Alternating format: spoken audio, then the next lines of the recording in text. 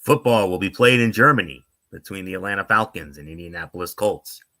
Back in the States, Drake May and Baker Mayfield will face off in what's expected to be an intriguing quarterback duel. And Detroit will seek revenge against the Commanders after losing to them in the divisional playoffs last year. Hey there, welcome everybody to the Week 11 edition or I should say the Week 10 edition, rather, of TXN Sports World NFL Friday. I am your host, Anthony Florio. I am joined, as always, by good old MF Michael Fletcher and Michael Bullock. Not much more to say. You know how we do it here. Quickly, we will get into what happened last night on Thursday Night Football between the Las Vegas Raiders and the Denver Broncos. And the Denver Broncos winning the game by a score of 10-7. And defensive battle. What else is there to say? I mean, they combined for 408 total yards of offense, unlike the Bears and the Bengals, who had over 1,000 yards of offense in that crazy game. But yeah, Broncos won it 10-7. If you like defense, MF, this is a game for you. And for the Denver Broncos, it was Bo Nix, who was 16 of 28 for 150 yards, a touchdown, and 2 picks. J.K. Dobbins, 18 carries for 77 yards. Troy Franklin, receiving touchdown, 5 catches, 40 yards. But it was the defense. 2.5, 3.5, 4, 4.5, 5.5, 6 sacks for the defense. They recorded 6.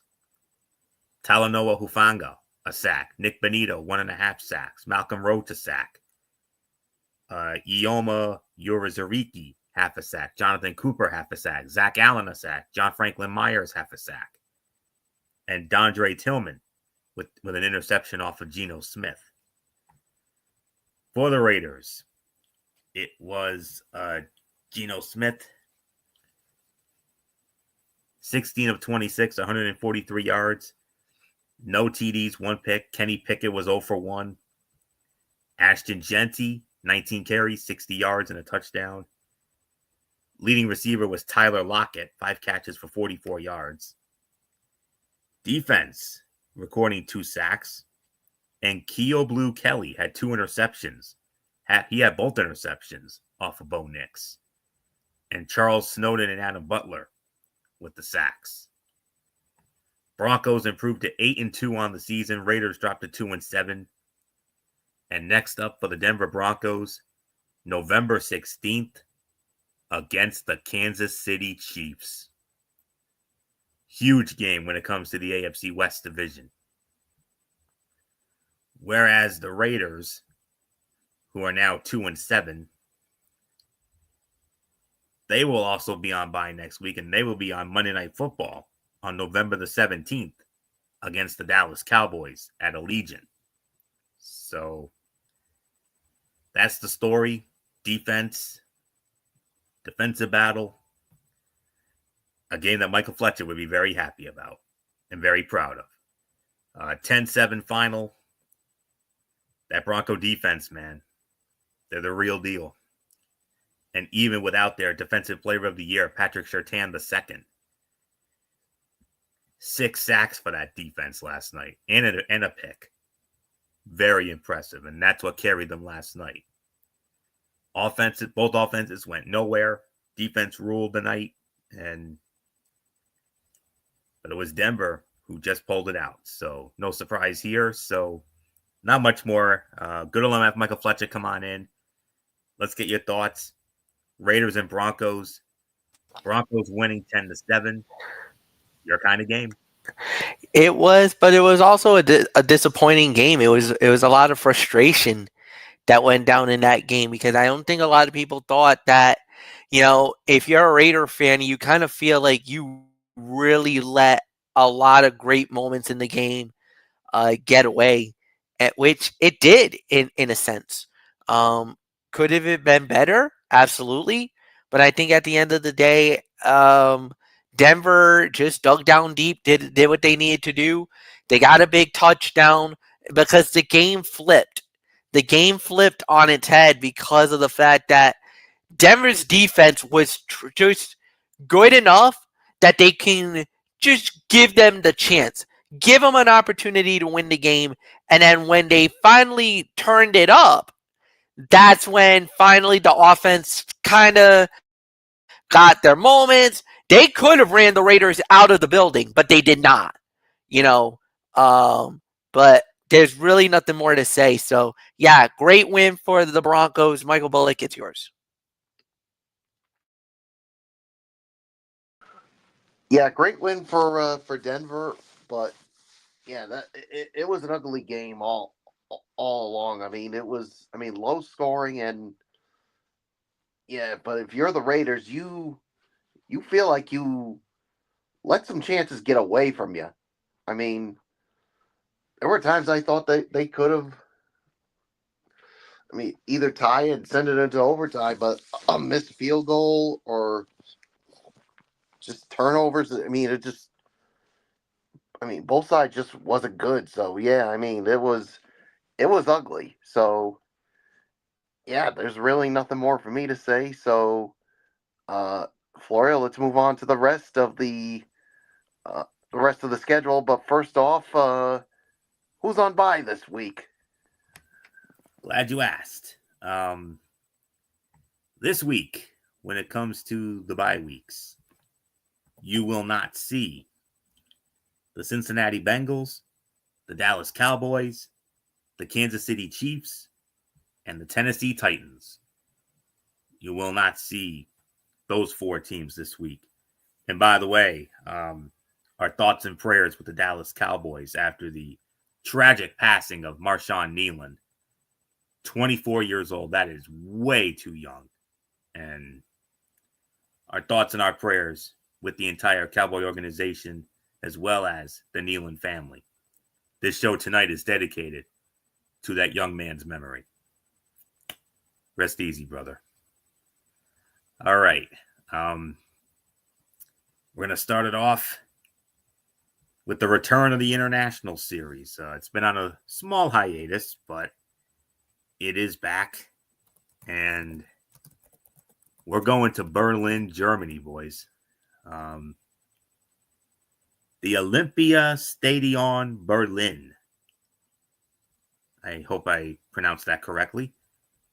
It'll be at the Olympia Stadion in Berlin, Germany, on the NFL Network, 9:30 a.m. kickoff. It will be the Atlanta Falcons squaring off against the Indianapolis Colts.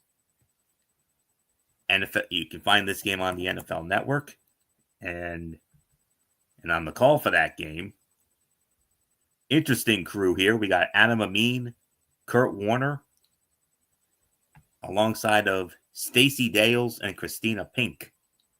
They will be there. And the series history, one-sided. It's all Indy. Indianapolis leads this all-time series 15-3. But the Falcons did win the last meeting in 2023 in Atlanta, 29-10. Colts' last win over Atlanta was 2019, 27-24 in Indianapolis. So let's do this, boys. Atlanta's defense has been mostly good this season, allowing the fourth fewest yards a game in the league at 282.5. But it has been vulnerable on the ground, ranked just 26 in expected points added per design run, minus 0.03. On Sunday in Berlin, the Falcons have to contend with Jonathan Taylor, one of the NFL's best running backs, whom Coach Raheem Morris referred to as someone you need to bring a lot of people to tackle. This game will give us the first peek at how the Colts will deploy new cornerback Sauce Gardner, who was acquired in a blockbuster trade on Tuesday. Will coordinator Lou Anarumo get immediately aggressive and have Gardner shadow Drake London, the Falcons' number one receiver? That's a strategy Anarumo used with Charvarius Ward at times this season, before the veteran was placed on injured reserve because of a concussion.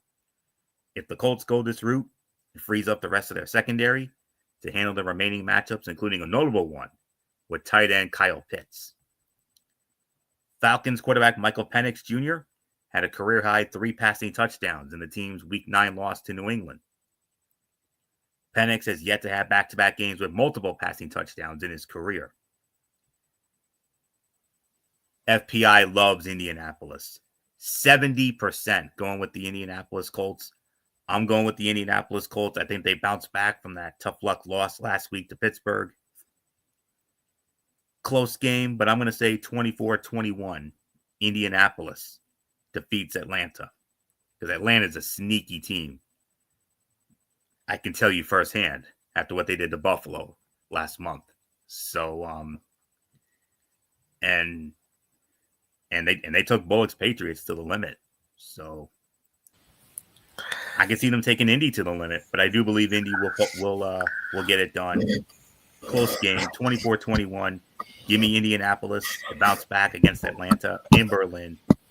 Not much more to say. MF, Berlin, Germany. Falcons and the Colts to kick it off Sunday slate of Week 10. Colts looking to bounce back after that. After they finally got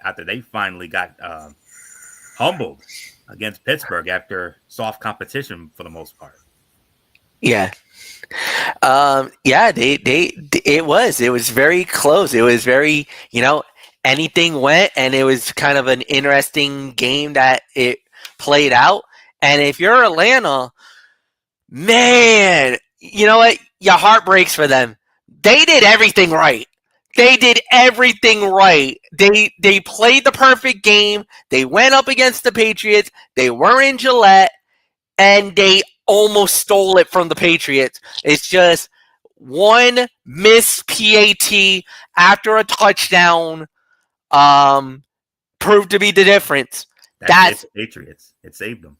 It saved the Patriots, and yeah, it absolutely did. A lot of Patriot fans were very unhappy with that performance. A lot of them were very upset. They're like, how on earth do you let Atlanta hang with you in a game like this? This should have been a beatdown. This should have been a blowout. I'm going to say it. I don't know what it was about this game, but I honestly felt that maybe New England took Atlanta lightly and almost paid the price for it. I don't think Indy's going to do that because Indy's steaming mad right now because of how they played against Pittsburgh. So I think Indy is going to bounce back. I think they're going to have this win. There's really nothing more to add. Michael Bullock, it's yours. Yeah, I'm with you. I definitely see Indy bouncing back after a tough loss to the Pittsburgh Steelers, and yeah, Atlanta definitely took my team to the limit, and yeah, a lot of Patriot fans were not happy, but to Anthony's point too, remember they took his Buffalo Bills to the limit, and they actually beat them. So they've been known to hang around, especially against some of the tough teams. So who knows? Maybe. And that's the thing, if you're Indianapolis, you cannot take this team lightly. If you do, you could suffer the same fate, maybe like the Buffalo Bills did. So we'll see. But I got Indy winning, so let's move on. And now we move on to the 1 o'clock games. We have 7 of them, and we started off with the New Orleans Saints squaring off against the Carolina Panthers, Bank of America Stadium in Charlotte. Fox will have it. Chris Myers, Mark Schlereth, and Jen Hale. And the spread, and I forgot to mention, Indianapolis opening up as a 6.5-point favorite against Atlanta. As far as the Saints and the Panthers go, Carolina opening up as a 5.5-point favorite. Series history, 31-29 New Orleans, regular season-wise. Both teams split last year, both teams winning at home. So Carolina won in Charlotte last year, 23-22. New Orleans last winning in Carolina the year before, 2023. And that was a 20-17 final. MF, we started off with you here. New Orleans and Carolina kicking off the 1 o'clock window. And what a difference a week makes for Carolina. I mean, a couple of weeks ago, they got smacked around by my Buffalo Bills. And then a week later, they go into Lambeau and beat the Packers? What? Yeah, and can I just say something for the record? Okay, Rico Dabble. I thought two pumps was legal too, man. I'm sorry. The key appeal that should have worked. NFL being the no fun league as usual. I know what you're thinking. He did the two pumps and it was fine. Apparently, the referees didn't watch Key and Peele because they threw the flag on him. Bro, I'm sorry, man. I loved it. I thought it was one of my favorite touchdown celebrations for the season. I can't believe the referees had to be the vultures and be the jackasses and throw a flag on that. I didn't see nothing wrong with it. Personally, I didn't see nothing wrong with it. But anyway, yeah, Carolina going into Green Bay, going into I won't say it's not yet the frozen tundra of Lambeau Field, but they stole it from the Green Bay Packers. Last second field goal, winning the game. Now they go up against New Orleans, division foe. I kind of feel like Carolina's turning the table here. It looks like they're starting to utilize Rico Dabble more. Bryce Young starting to find different guys, different looks. It looks like a different Carolina Panther team. Now, I'm not saying the Panthers is a playoff quality team. No, they're not. But they are a lot more better than the record is indicating that they are right now. And I really think wins like this, especially a division opponent, which I think they will win on Sunday, I think will definitely help them at least continue that rebuild. It looks like they found the running back of the future with Rico Dabble. It looks like Bryce Young is starting to develop into that top quarterback that they need. Defensively, they got some studs there. The O-line's pretty good. The receiving core, maybe a couple of guys you might want to get down the line. But Carolina's got something special going on over there, and I'm liking what I'm seeing from the Panthers. The Panthers is becoming quietly one of the darling teams for me this year. One of my surprises. So give me Carolina to win. Michael Bullock, it's yours. Yeah, I mean, I gotta go with Carolina as well, and yeah, especially after a win last week over Green Bay and Lambeau Field. So yeah, it looks like Rico Dabble is that guy. Bryce Young's starting to turn it around. So yeah, I don't think they're gonna be a playoff team, but watch out. I think if they can add some other pieces at some point, they could be a playoff team maybe next year. Who knows? But I'm gonna go with Carolina to win this one. So it's yours, Florio. Saints receiver Devon Velley could have a bigger role following the trade of receiver Rashid Shaheed to Seattle. Although the Saints traded for Velley in the preseason, he has not been a big part of the offense and has been targeted only 10 times with 5 catches. Velley is part of the effort to get some of the new and young players snaps, with rookie quarterback Tyler Show expected to make his second start. Panthers defensive coordinator Ihiro Iviro said, "Every team is capable of ruining your day if you don't take it seriously." New Orleans ranks among the league's worst offenses in almost every category, but as Ivero reminds us, the Saints still have some formidable pieces, and his defense cannot take them lightly. Saints receiver Chris Olave's 87 targets is the second most in the NFL behind Bengals receiver Jamar Chase in his 108, but his 6.4 yards per target ranks 6th worst among players with at least 50 targets. And a decent FPI for Carolina, 66% going with Carolina. I'm going with Carolina as well. I'll go 26-14 Carolina over New Orleans. Next up, we have the New York Giants squaring off against the Chicago Bears, Soldier Field in Chicago. On Fox and back from his baseball playoff commitments, and what a job he did, Joe Davis reunited with his crew, Greg Olson and Pam Oliver. And Chicago opening up as a 4.5-point favorite. And the series history, Chicago leads it 31-22 with 2 ties, but the Giants won the last meeting in 2022 in New York, 20-12. Last meeting in Chicago was 2021. Chicago won that one going away 29-3. Giants haven't won in Chicago since their Super Bowl season of 2007, 21-16. Michael Bullock, we started with you. Giants losing to the 49ers at home last week. But what about the Bears against the Bengals and what is already the game of the year to this point? Unbelievable.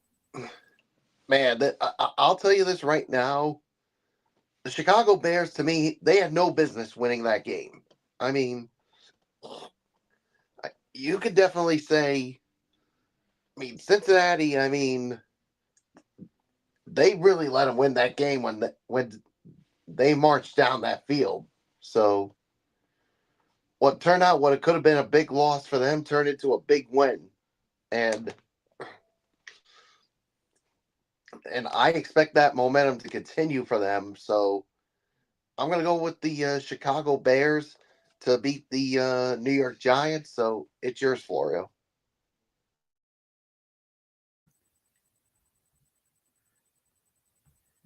All right, hold on one second as I pull it up here on my end. Okay. The Giants haven't been able to stop the run this season, really, for the last 4 seasons. They're allowing an NFL worst 5.5 yards a carry and have allowed over 30 points in 3 straight games. It's not going to get any easier against the Bears' second-ranked rushing offense. Where are the answers for the defense? Coordinator Shane Bowen said we're working, putting our head down, and hopefully we can get some better results here going forward. It might take more than that this week to stop Chicago from running the ball. Special teams issues piled up last week. Chicago's opening kickoff was returned for a touchdown by the Bengals' Charlie Jones. Cairo Santos missed the field goal and had another blocked, and the execution on a late onside kick allowed the Bengals to score 2 touchdowns in 49 seconds. Coach Ben Johnson said Chicago's special teams units were too passive at times, while coordinator Richard Hightower vowed to make sure the litany of blunders doesn't happen again. We're going to work night and day to get it all cleaned up. Hightower said, I can promise you that I will bust my ass and they will too. All right to get it cleaned up. Bears tight end Colston Loveland had career highs in receiving yards, 118, and touchdowns 2 last week. He's looking to become the 3rd rookie in franchise history with 100 or more receiving yards in consecutive games. Harlan Hill twice in 1954 and Willie Gault in 1983. We got to pick them here, guys. The Giants, they gave the FPI to the Giants, but it's only 50.3%. I don't buy that for a minute. I got the Chicago Bears winning this game. I'm going to go 24-14. The Chicago Bears defeat the New York Giants. Keep their winning ways going. Not much more to say. MF. The Giants and the Bears, Soldier Field. Can Chicago keep that momentum going after that insane game against Cincinnati? Yeah, absolutely. Insane game, no doubt about it. And I agree. I think they will. Look, New York has been a revelation, but too many injuries, too many big losses, and then you lose Scatterboo. You lost Malik Neighbors earlier in the year. You go into Jackson Dart, and you got a couple of good moments there, but the team is just not in a good spot right now. At the end of the night, I don't see it. Give me the Chicago Bears to win this game. And Anthony, it's back to you. Okay. Moving on.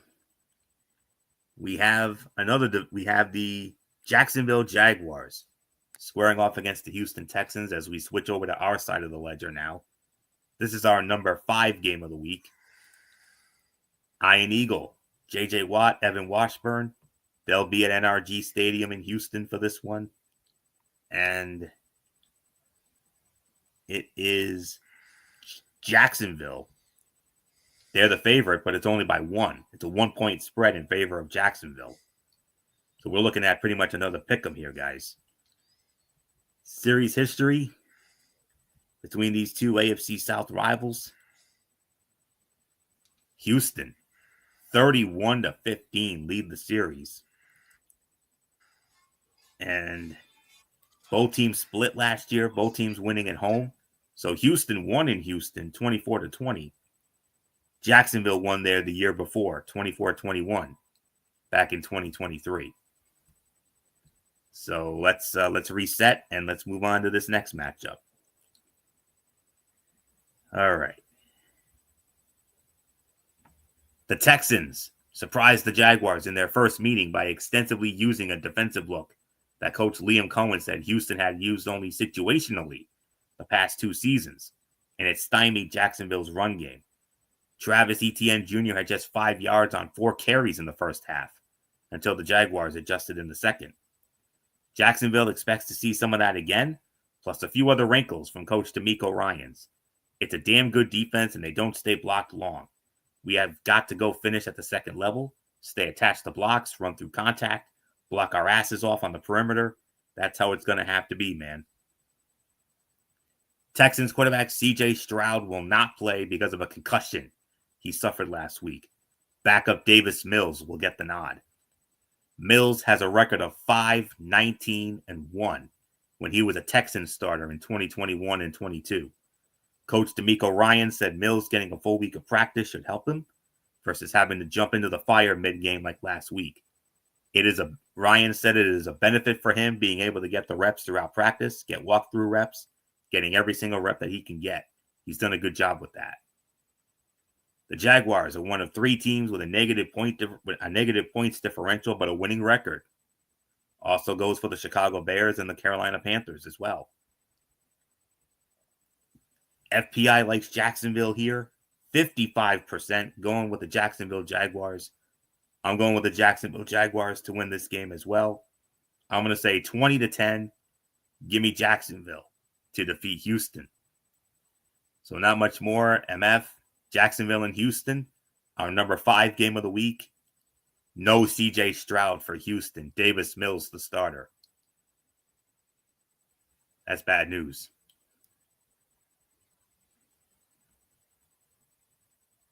MF, are you there? Sorry, bro. I was preoccupied with something at the moment.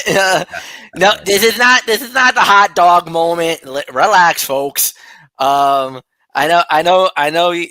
People are about to jump on that. Don't do it. So look, I will say this. When it comes to this type of situation, I'm going to say, look, it's going to be a very interesting game. No doubt about it. I think it's kind of, let me see here. I just want to check the docket quick. This is Jacksonville and Houston, right, Anthony? Just want to clarify. Yes, our number 5 game of the week. Nice. Okay, I wanted to make sure that I was paying attention. Look, there's a lot going on in this game.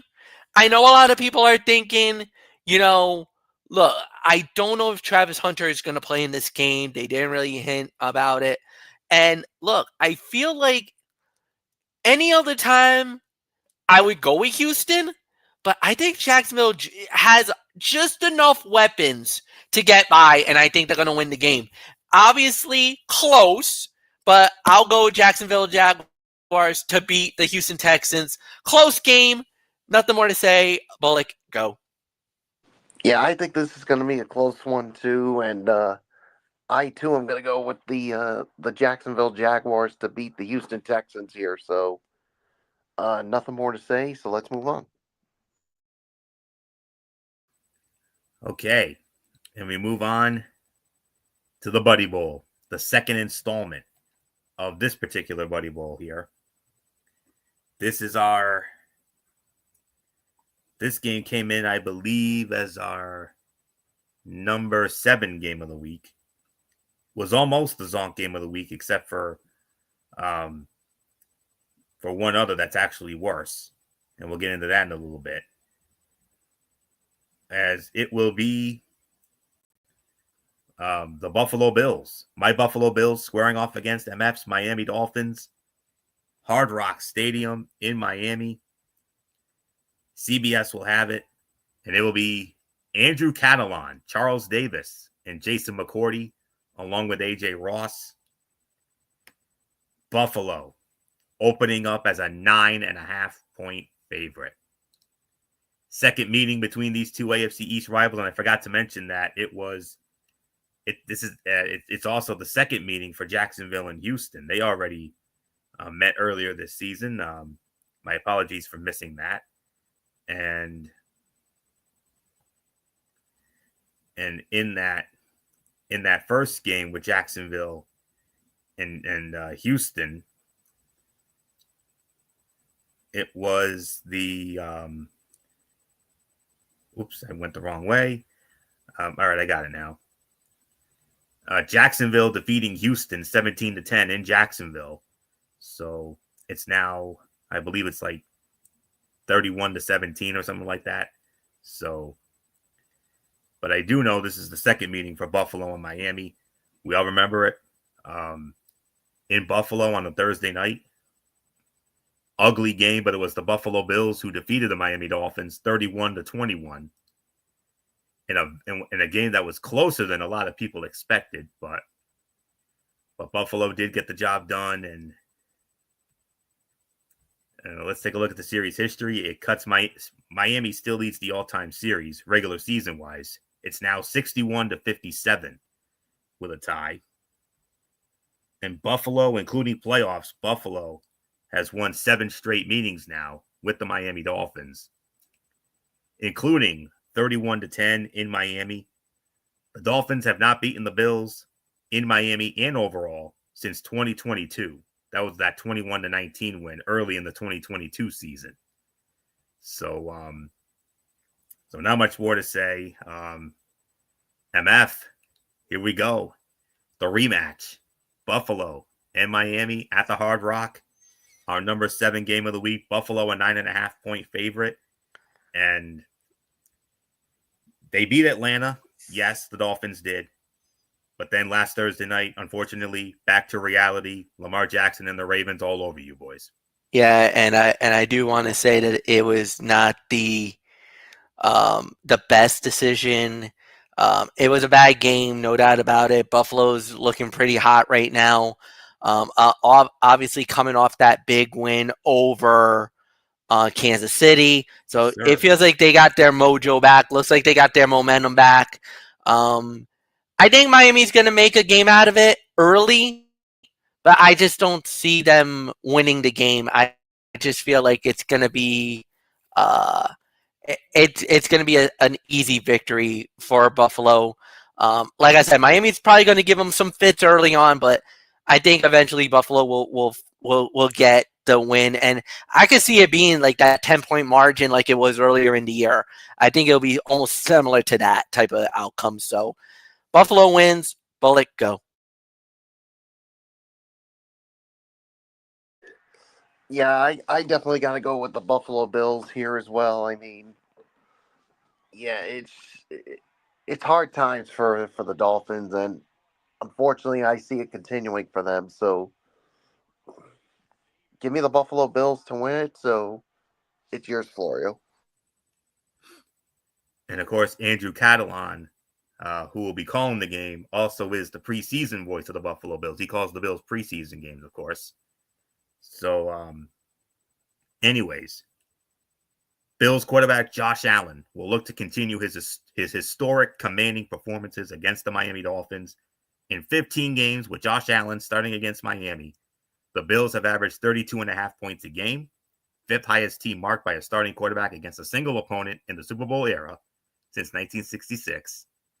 And this is also a prime game for Allen to score another rushing touchdown. He's had 2 in each of the last 2 games, as Miami has allowed 4 rushing touchdowns to quarterbacks, second most in the league. Dolphins quarterback Tua Tagovailoa took responsibility for his play this season, which he said falls well below the standard he has set in previous seasons. But when asked, he stopped short of saying he's playing for his job. Coach Mike McDaniel said earlier this week that the team is certain Tagovailoa is the best option against the Bills, but he left things relatively open-ended after this week.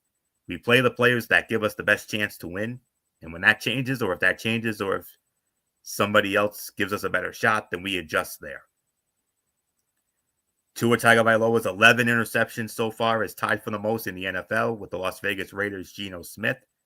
With another pick, Tagovailoa would be the first Dolphin quarterback since Chad Henne in 2010, who had 12, with 12 or more interceptions in his first 10 games of a season.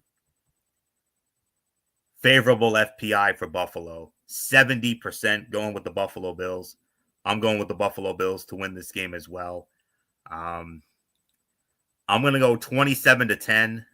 Buffalo keeps their winning ways going, and especially coming off that huge win against Kansas City. No doubt about that. James Cook has also had big games against Miami recently, and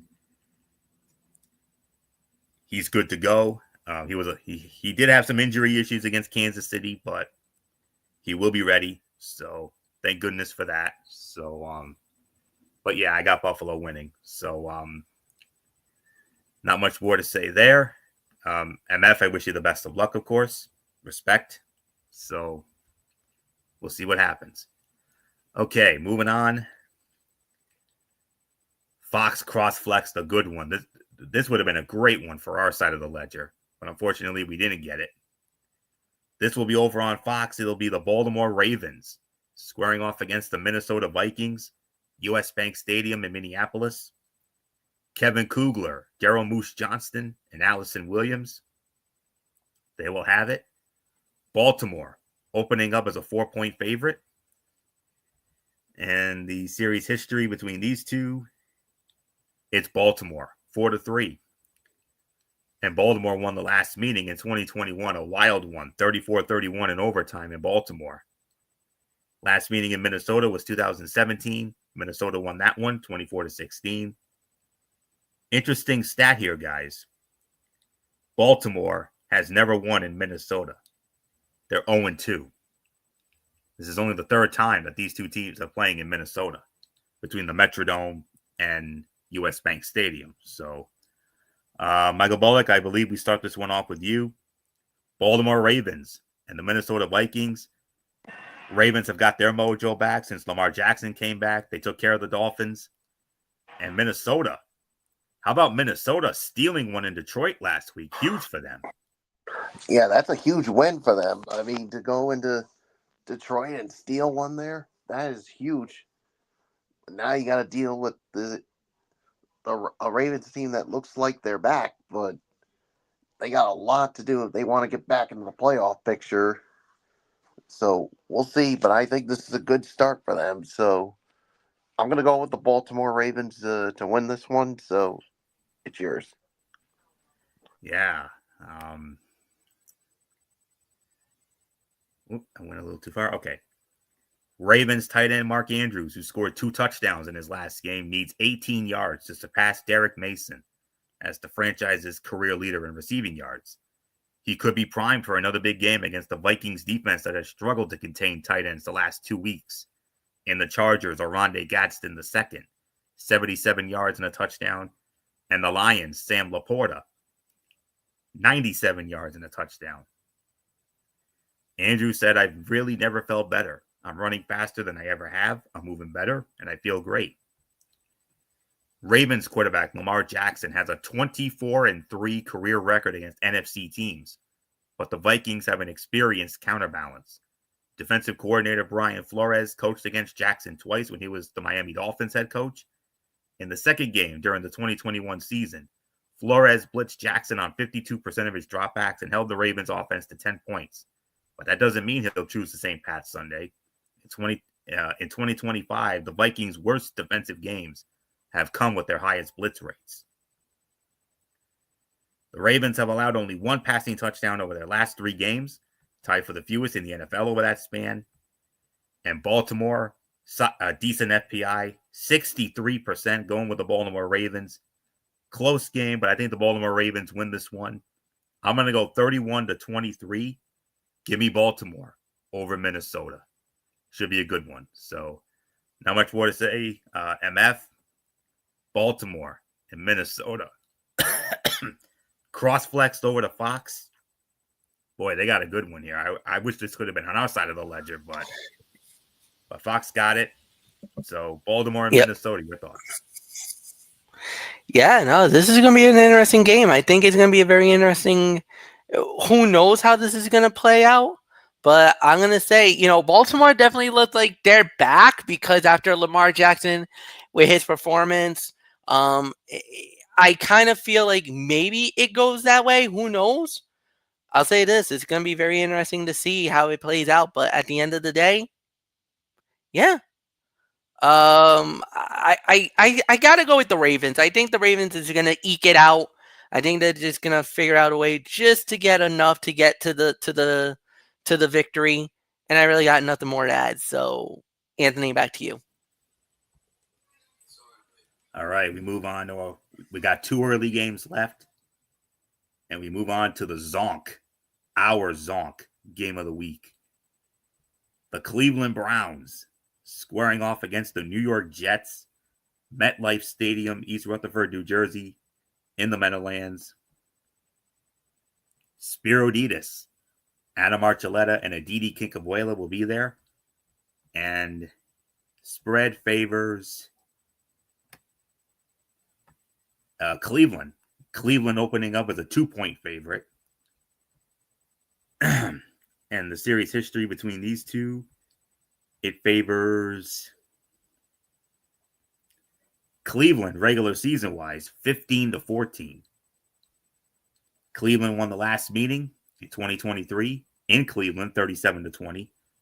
Last meeting in New York was 2020.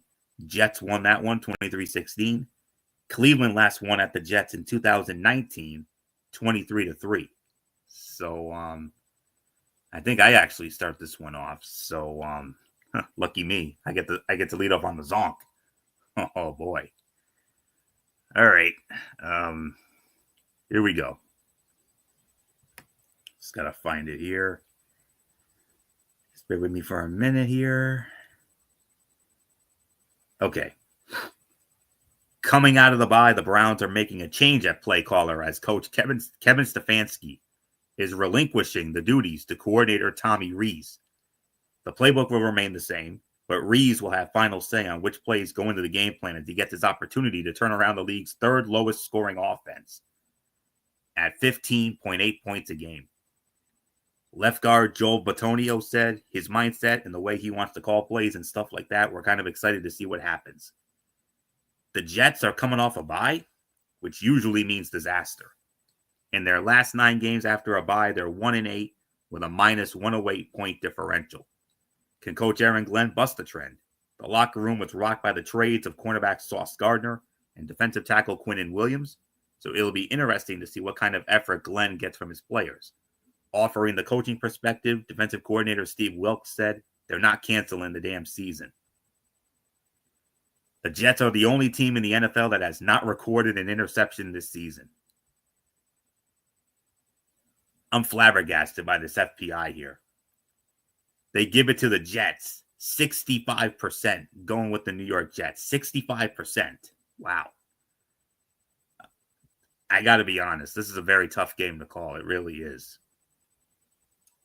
I want to go with Cleveland, but the thing is, the Jets coming off that first win against Cincinnati, and they're at home. I kind of got to go with the Jets here. I'm actually going to go with the Jets to win this one. I'm going to say 21-17. The Jets defeat the Browns and make it 2 in a row. But I would not be surprised if Cleveland were to win this one. Not much more to say. MF, Cleveland, the Jets, our Zonk game of the week. Yeah, and you know what? I'm going to say it too. I'm actually going with you, Anthony, on this one. I think the Jets are going to win this. And it's the same reason. Defensively, the Jets have always had a good defense. It's just the offense has never really had any key moments. And yes, I know Garrett is going to be the star, and who knows how that plays out. But honestly, truthfully, I think it's going to go that way too. I feel like the Jets are going to win. So, Michael Bullock, Are you making it unanimous, or are you going to lone wolf this? Me and Florio both got the Jets winning. This is tough. I mean, yes, the offense is not good, but here's the thing. Remember, the Jets traded away a couple of their defensive players, Quinn Williams and Sauce Gardner. So I don't know. I mean, this part of me wants to go with the Jets, but I think because of trading those two key pieces defensively, maybe this is an opportunity for the Cleveland Browns to be able to take one. So I'm sorry. I'm I'm lone wolfing this one. I'm gonna go with the Cleveland Browns to defeat the New York Jets. So, and because of that, I'm doing it. Ow! There you go. And on that note, we move on. How about this? We go from our Zonk game of the week to our game of the week. The Michael Bullock's New England Patriots squaring off against the Tampa Bay Buccaneers, Raymond James Stadium in Tampa on CBS. Hello, friends. Jim Nantz, Tony Romo, Tracy Wolfson. They'll be in Tampa. And the spread, I believe, favors Tampa. Yeah, Tampa opening up as a 2.5-point favorite. Series history, it favors favors New England. New England leads the regular season series 7-3. Last time they met, we all remember it. It was in New England that Sunday night, October of 2021, when Tom Brady returned to Gillette Stadium in a visitor's uniform. And the Buccaneers won that one, 19-17. Snapping a 4-game losing streak to the Patriots. Last meeting in Tampa was 2017. I believe this was on a Thursday night football game. And New England won that one, 19-14. The Buccaneers have not beaten the Patriots at home since 1997, believe it or not. 1997, the last time Tampa Bay beat the Patriots at home, 27-7. So there's not much more to say. MF, this is our game of the week. Michael Bullock's New England Patriots, who you said are ahead of schedule, and they are. Now they get, but they haven't really been tested. Atlanta gave them a bit of a scare last week. The missed PAT saved them. But now they got to go to Tampa against a very good Buccaneer team. So there isn't much more for me to say, except as the Phil Simms to my Jim Nantz, do that thing I like. Hello, friends. All right. Here's the breakdown. If Tampa Bay had all their horses in the line going into this game, this is an open and shut case. I'd be going with Tampa Bay all day. Problem. Bucky Irving's not playing. Chris Godwin may not play. We already know Mike Evans is injured. Defensively, there's some gaping holes as well on that team as well. New England has, by far, I'll openly admit it, maybe the candidate for the MVP in Drake May. Can't believe I said that, but yes. Good running attack. Pretty good wide receiving core. Defense, not good, but solid enough where they can get the job done. But like we said, if it gets into a dogfight, can they survive? They passed it against Atlanta. Tampa's a different animal. But Tampa is a wounded animal, by the way. And believe it or not, I'm going to do it. I'm calling for New England to win the game.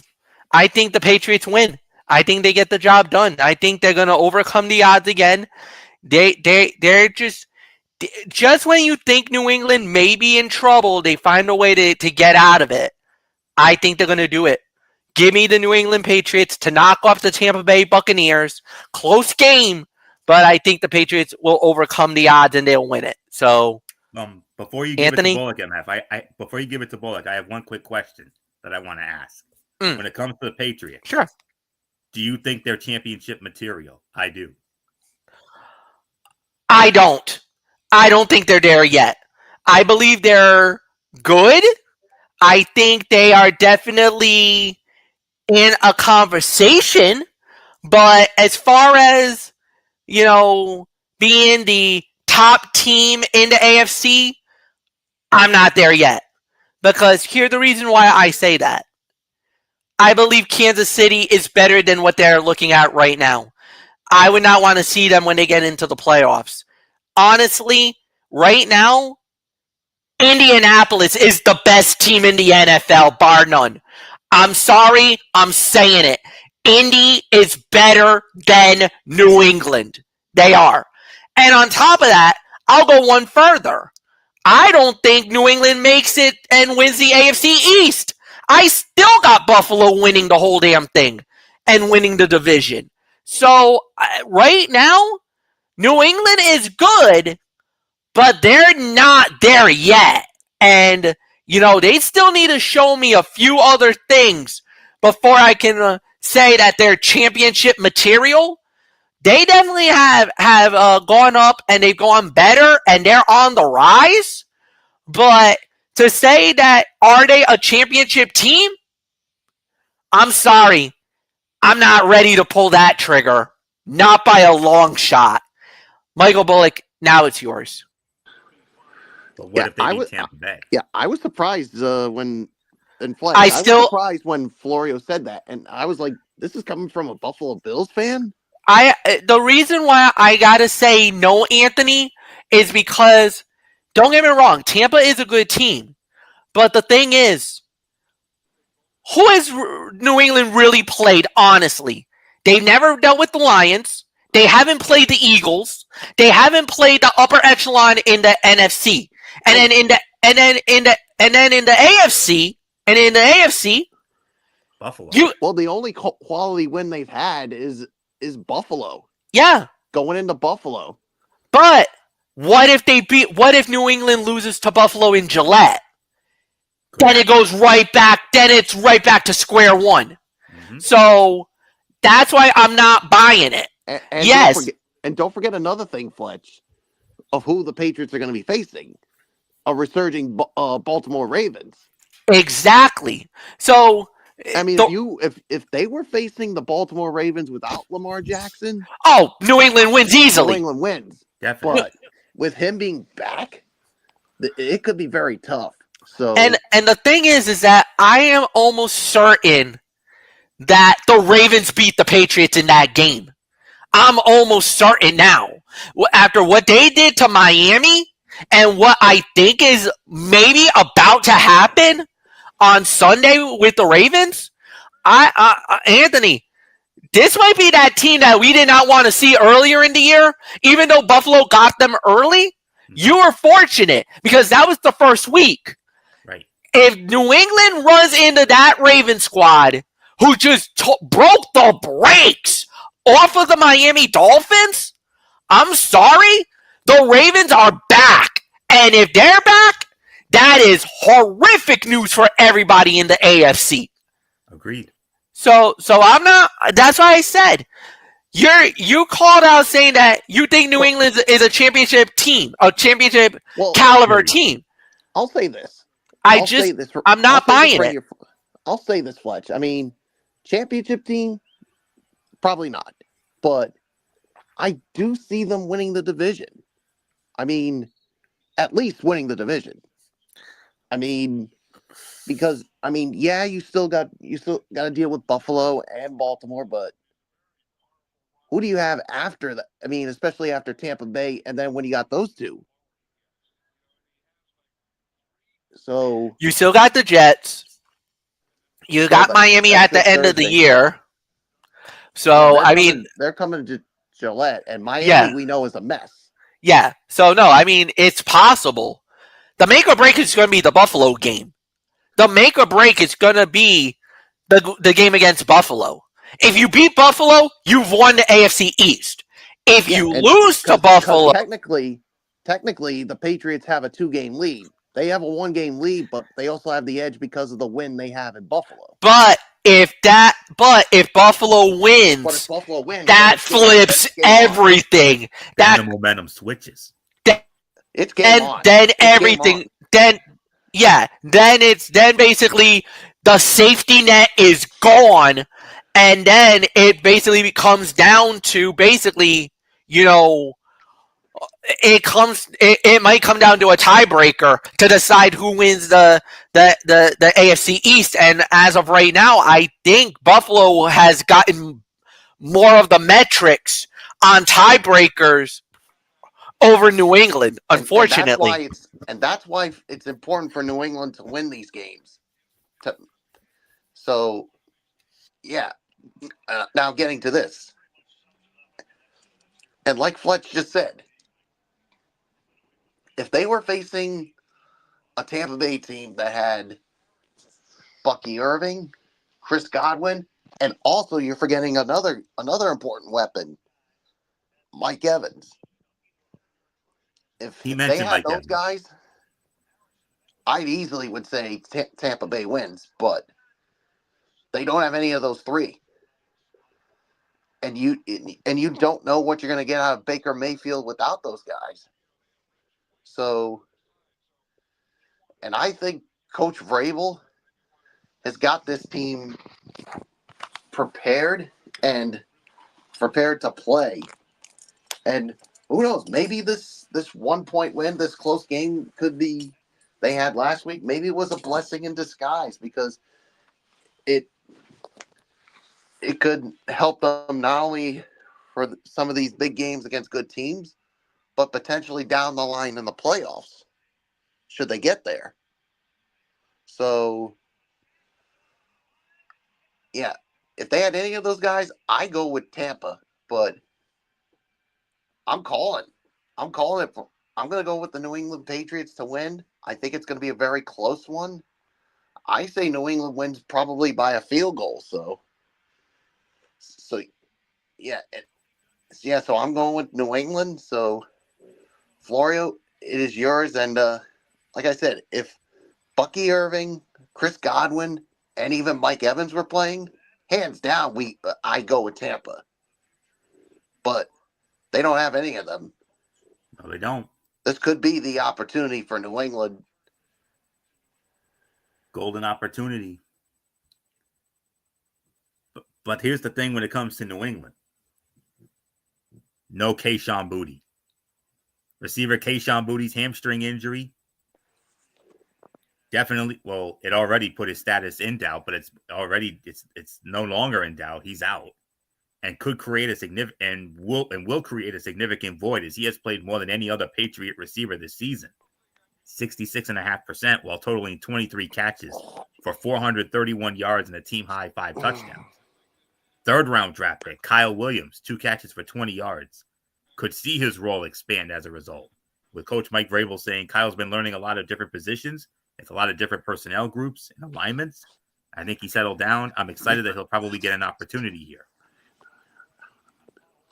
Buccaneers cornerback Zion McCollum admitted he told his brother Raiders safety Tristan McCollum last season of Patriots quarterback Drake May, "I didn't think he was going to be as good, but Tristan had been with the Eagles and they had a joint practice against the Patriots. He goes, nah, we played him. He's special. He's a sleeper dual threat quarterback," recalled Zion, who eventually took a closer look at the film and reached a similar conclusion. He's really, really impressive. He throws the deep ball better than a lot of guys in this league, and he's very composed, and he can run. So he'll be a great challenge for us. Patriots have not allowed an opposing running back to reach 50 rushing yards. They are the only team since 1950 to do so through the first 9 games. Tampa Bay actually has the FPI. 58% going with the Tampa Bay Buccaneers. I know I should go with New England to win this game, but I don't know why, but my gut is telling me to go with Tampa Bay to win this game. I don't know why my gut is telling me this, but I have to go with Tampa here until I see differently. I'm going to go with Tampa to win 30-28. Give me Tampa Bay to defeat New England. But would I be surprised if New England stole this? No, I wouldn't. I'm very high on this team. I believe in this team, and this is a team that could do some big things this year. So I know we still got another half a season to go, but just my opinion alone. So I know a lot of people are going to disagree with me when I say it, but they definitely have,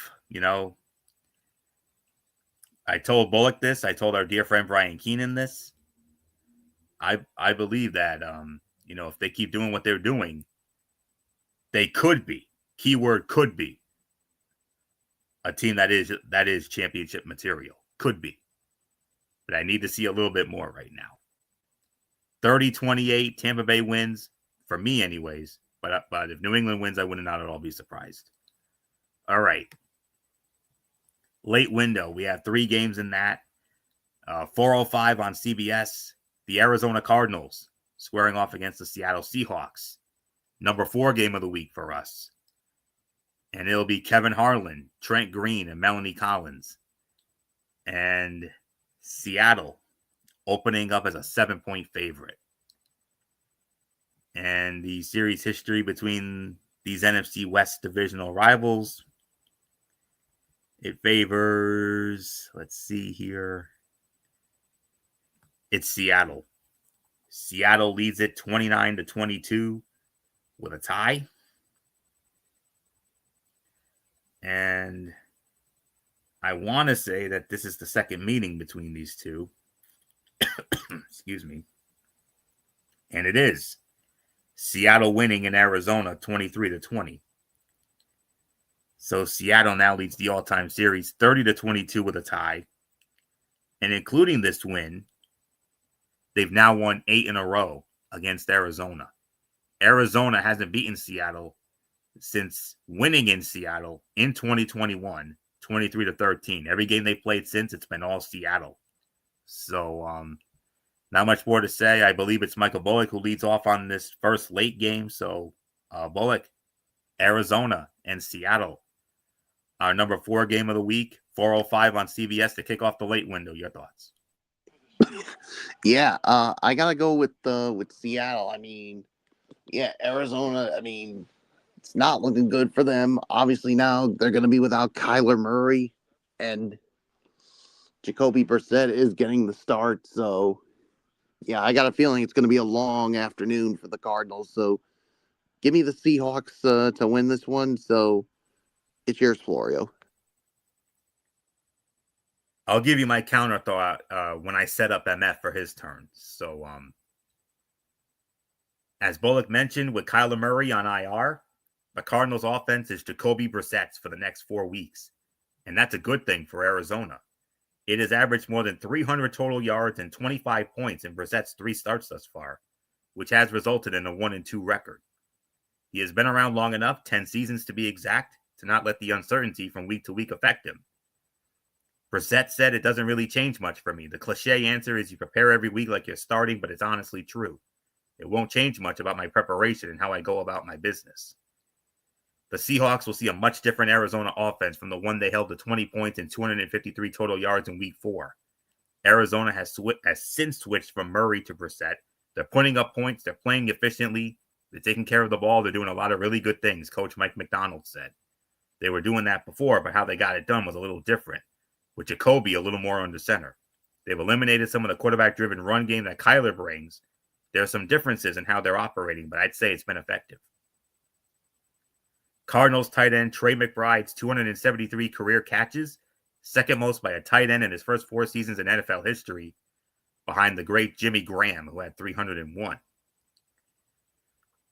But it's a solid FPI for Seattle. 66% going with the Seattle Seahawks. I'm going with the Seattle Seahawks to win this game as well. I'm going to go 30-17. Seattle defeats Arizona, even though Arizona went into Dallas on Monday night and smacked the Cowboys around. So definitely something to think about. Mm. However, at the end of the day, it's Seattle's game. So I got to go with Seattle, 30-17. MF, like I said, Arizona did go into Dallas, beat up on the Cowboys Monday night. But after what I saw Seattle did against Washington, here's another team that I think is championship material. Yeah, and this one definitely fits the bill more than New England does. Defensively, they look like they have a little bit of that Legion of Boom. Offensively, they got some good weapons there. Look, Seattle's one of the bright spots so far this season, so no doubt about that. Give me Seattle to win it as well. I totally agree with you guys. So, Anthony, back to you. Okay. We have 2 425 games now, and this is also a second division meeting here. This is the Los Angeles Rams squaring off against the San Francisco 49ers from the home of Super Bowl 60, Levi's Stadium in Santa Clara. Kenny Albert, Jonathan Vilma, and Megan O'Leary. And the spread favors the Rams. Rams opening up as a 5-point favorite. Second meeting between these two division rivals. They met on a Thursday night back on October the 2nd, and it was the San Francisco 49ers stealing one in Los Angeles at SoFi, 26-23 in overtime. And the 49ers add to their series lead. It's now 78-70 with 3 ties, snapping a 3-game losing streak to the Rams. This is in San Francisco. Rams winning in San Francisco last year, 12-6. Matter of fact, the Rams have won, I believe, the last 2 meetings in San Francisco. 49ers have not beaten the Rams at home since, goodness, it looks like it's been a little bit here. So, 49ers last beat the Rams at home in 2022. That was a 24-9 final.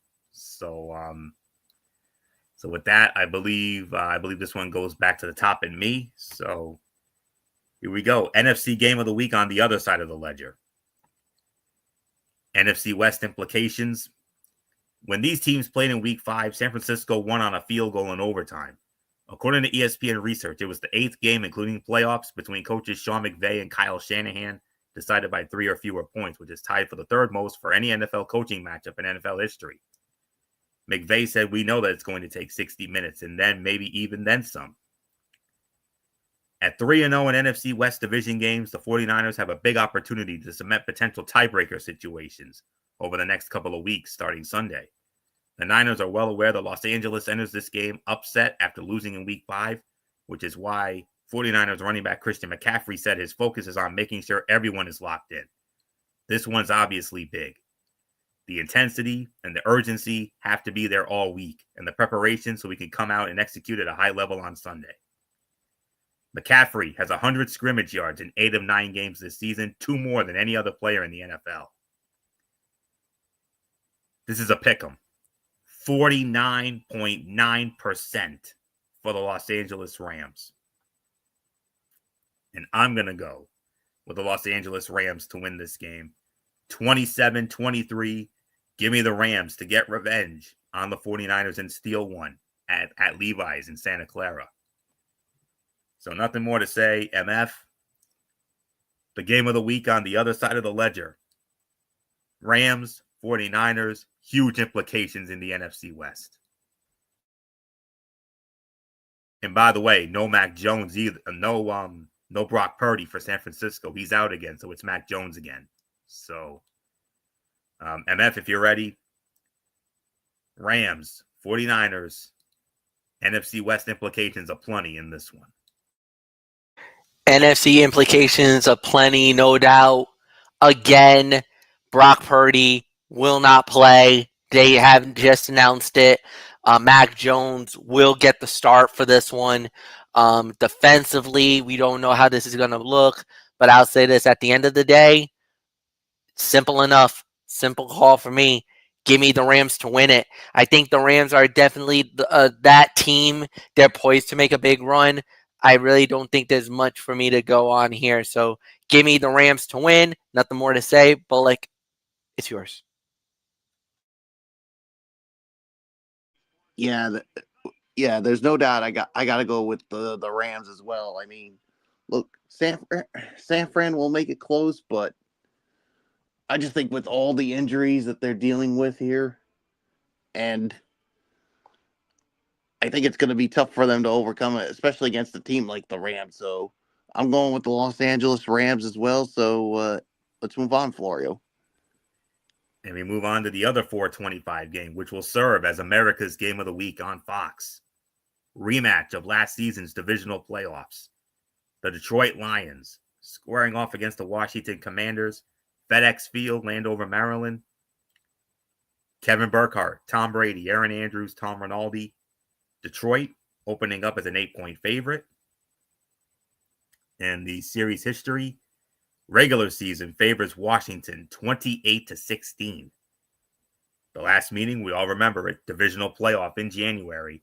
Washington went into Detroit and smacked around the Lions 45-31, crushing the Lions' dreams after that magical season they had a year ago.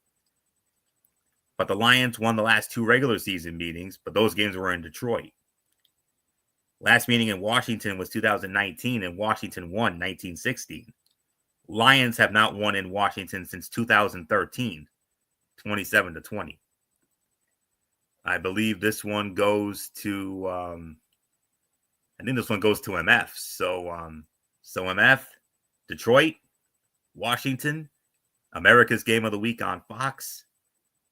Lions got embarrassed at home by Minnesota. And now they're going to Washington. And you know they've got revenge on their mind after Washington crushed their dreams after that magical season for the Lions last year, where they were the number 1 seed, best record in the NFC. Everybody thought this was going to be the year that Detroit was finally going to do big things, but Washington made us all say same old Lions once again. So MF, how does it play out here? Detroit, Washington, Detroit favored by 8 in America's Game of the Week. And you know Detroit's got revenge on their mind after Washington crushed their dreams last season. Absolutely, and I believe it is going to be revenge, a dish that's going to be best served cold. I think they're going to do it. So, give me Detroit. The problem is I just don't see it happening here. So, give me Detroit to win this one, and there's really not much for me to say on this one. So, Michael Bullock, I got Detroit. It's yours. Yeah, I gotta go with the Detroit Lions as well. I mean, yeah, I think they're definitely gonna get payback after what happened in the divisional round earlier this year when the Commanders went in and basically stole that game from the Detroit Lions and ended any hopes of them maybe going to the Super Bowl. So Detroit wins, gets their payback. It's yours, Florio. After being stunned by the Commanders 45-31 at home in last season's divisional round, Detroit will be out for revenge. But the Lions are still looking to find an offensive identity under first-year coordinator John Morton entering the rematch. Passing game coordinator David Shaw said, "So far, the frustrating part is that we are explosive but inefficient. We're never out of a game. The guys that we have, we're one play away from scoring a touchdown no matter where we stand for ball. That remains to be true." Washington continues to tinker with its defense in hopes of salvaging the season. It pared down some of its calls 2 weeks ago, but the Commanders still allowed a combined 66 points the last 2 games. Now, defensive coordinator Joe Witt Jr. will call plays from the field rather than from the coach's booth. He said it was his idea after some players prodded him to do so, wanting more energy on the sideline and better communication during games. Washington is tied for the most pass plays of at least 20 yards allowed. Now they must somehow stop the NFL's second highest scoring offense. The Commanders have 3 straight losses by 20-plus points, 1 loss shy of matching the longest such streak in franchise history. FPI loves Detroit here, 65%, going with the Detroit Lions. I'm going with the Detroit Lions as well. 34-14. Give me Detroit all over Washington. Sunday Night Football on NBC. This serves as our number 3 game of the week. The Pittsburgh Steelers squaring off against the Los Angeles Chargers. SoFi Stadium, Inglewood. Mike Tirico, Chris Collinsworth, Melissa Stark. And it is the Chargers opening up as a 2.5-point favorite. Series history, regular season wise, all Pittsburgh, 24-9 in favor of Pittsburgh, including a 20-10 win in Pittsburgh last year. Chargers beat the Steelers 41-37 in Los Angeles in 2021. Steelers last won in LA in 2019, 24-17. Michael Bullock, this one goes to you. Sunday Night Football on NBC, our number 3 game of the week, the Pittsburgh Steelers and the Los Angeles Chargers. Steelers coming off that huge win against Indianapolis last week. And now they gotta go to SoFi against the Chargers. Your thoughts? Yeah,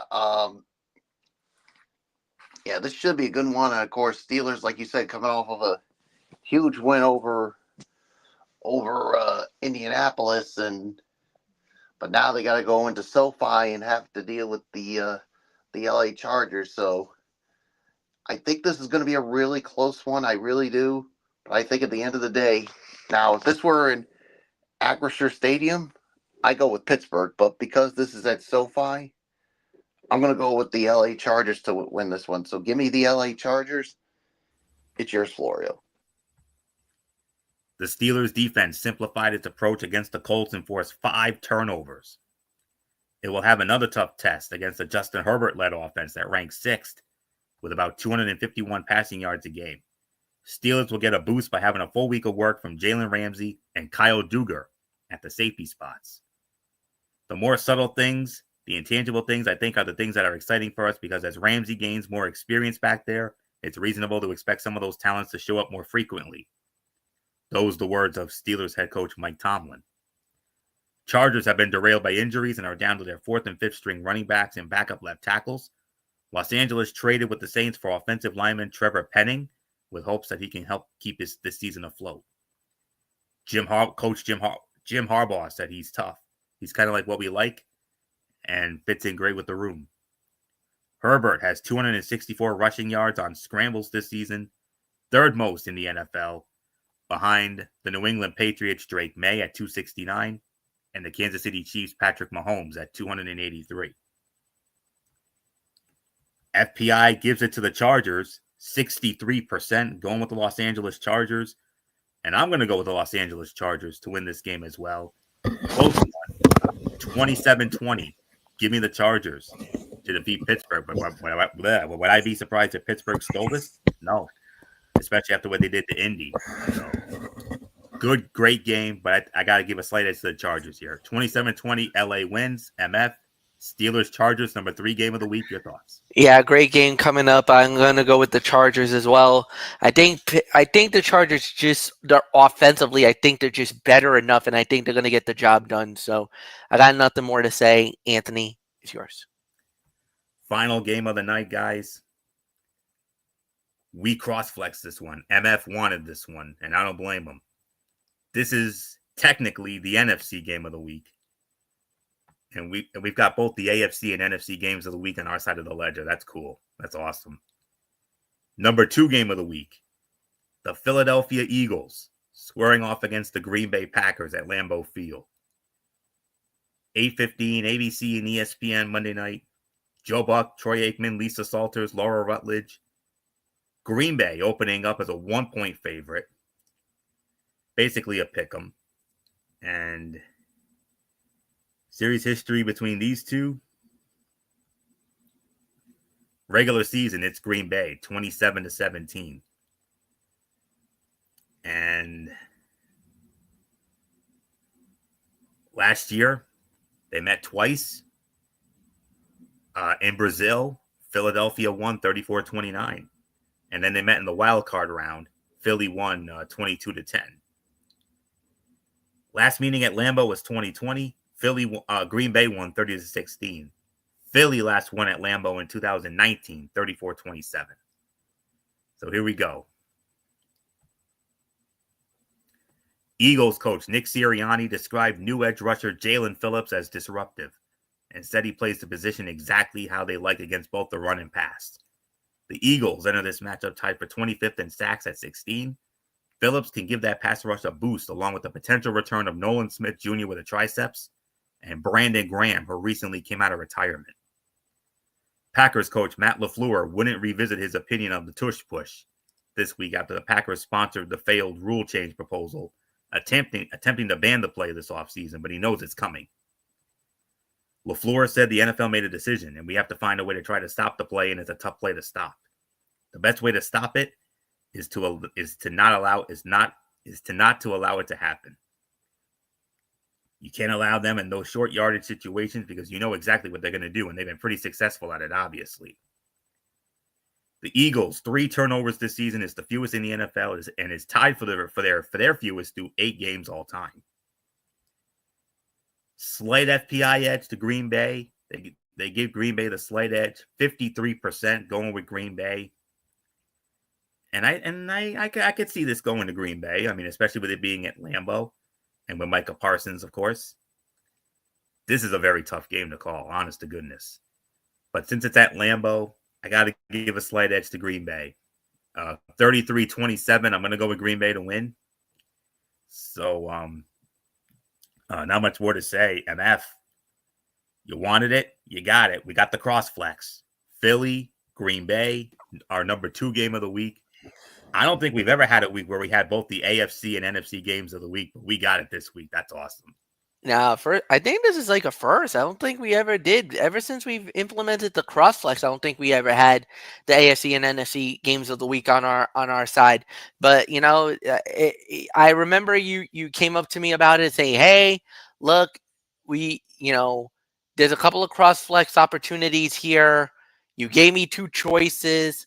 One, I definitely said no, but this one I wanted bad. So I was like, yeah, let's pull the trigger on this one." Give me Philadelphia to win, even though I think Green Bay definitely has a shot to win the game. But yeah, give me. I think it's gonna be a good matchup. Nothing more to say. So just give me Philly to win. Bullock, you have final say tonight.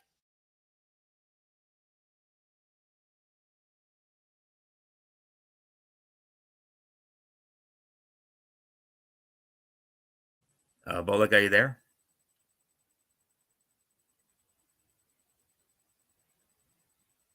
I guess we may have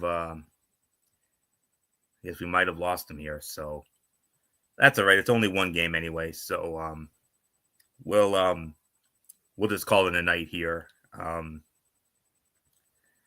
We'll have to have a little chat behind the scenes regarding tomorrow night because I have a commitment on my end, one where I could be out late. So we'll figure that out during the as soon as we're done here.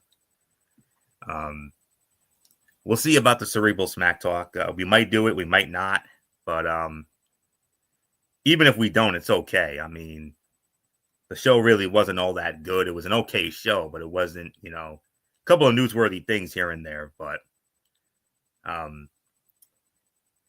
we'll see. We'll think about it. But in the meantime, here's what we can promise you when it comes to future content. Tuesday night, of course, Ridiculously Raw here on the Tone 25, Monday Night Raw on NXT, Thursday Night Football preview, the New York Jets and the New England Patriots. Thursday, we got College Football Thursday. And then next week, week 11 of NFL Friday. And 2 teams on bye next week, the Indianapolis Colts and the New Orleans Saints. Notable games next week, Washington Commanders and the Miami Dolphins in Madrid, Spain. A game that suddenly got interesting, the Carolina Panthers and the Atlanta Falcons. The game that could be our game of the week next week, the Tampa Bay Buccaneers and the Buffalo Bills. We've also got the Los Angeles Chargers against the Jacksonville Jaguars, the Chicago Bears against the Minnesota Vikings, Cincinnati Bengals and the Pittsburgh Steelers, the Seattle and the Rams, the Seahawks and the Rams, a game that could be for first place in the NFC West. Kansas City Chiefs and the Denver Broncos, the Detroit Lions and the Philadelphia Eagles. Whoa. Well, we'll get into all of it next week, and then we'll take it from there. So that's it. So until the next time we see you, this is Anthony Florio Hey, here. Florio, I'm back. Oh, Bullock, you're back. Quick thought on the Packers and the Eagles. The Eagles and the Packers at Lambeau Monday night. Yeah, this should be a good one, but I'm going to go with the Eagles to win this one. Fair enough. Okay. So I'm glad we got that in. So now we can put the bow on this. So until the next time we see you, this is Anthony Florio here for Good Old MF Michael Fletcher, for Michael Bullock, and in spirit, of course, always and forever, our First Lady, Dee Dee Woodson. You know the routine, everybody. Thumbs up. Talk to you later. Yeah. Throw it up, Fortune 4 style. Bye for now, my friends. God bless. Be good to each other. Have a blessed few days or so. And until the next time we see you, you've been watching the Week 10 edition of TXN Sports World NFL Friday right here on the Tone 25 on YouTube and Streaming.com. For everybody who has been a part of this one, for now, Anthony Florio. So long, and bye, everybody. Bye.